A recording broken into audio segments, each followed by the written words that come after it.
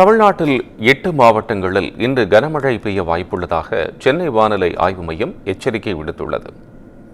இதுகுறித்து வெளியிடப்பட்டுள்ள அறிக்கையில் மேற்கு திசை காற்றின் வேக மாறுபாடு காரணமாக கோவை மாவட்ட மலைப்பகுதிகள், நீலகிரி, கடலூர், புதுக்கோட்டை, தஞ்சாவூர், திருவாரூர், நாகை, மயிலாடுதுறை ஆகிய மாவட்டங்களில் கனமழை பெய்யக்கூடும் என தெரிவிக்கப்பட்டுள்ளது.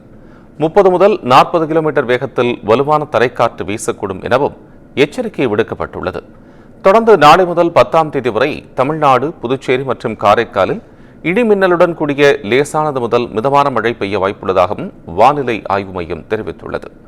மத்திய மற்றும் அதனை ஒட்டிய தெற்கு வங்கக்கடல் பகுதிகளில் மணிக்கு 35 முதல் 45 கிலோமீட்டர் வேகத்திலும் இடையிடையே 55 கிலோமீட்டர் வேகத்திலும் சூறாவளி காற்று வீசக்கூடும் என்பதால் அந்த நேரத்தில் மீனவர்கள் கடலுக்கு செல்ல வேண்டாம் எனவும் அறிவுறுத்தப்பட்டுள்ளனர்.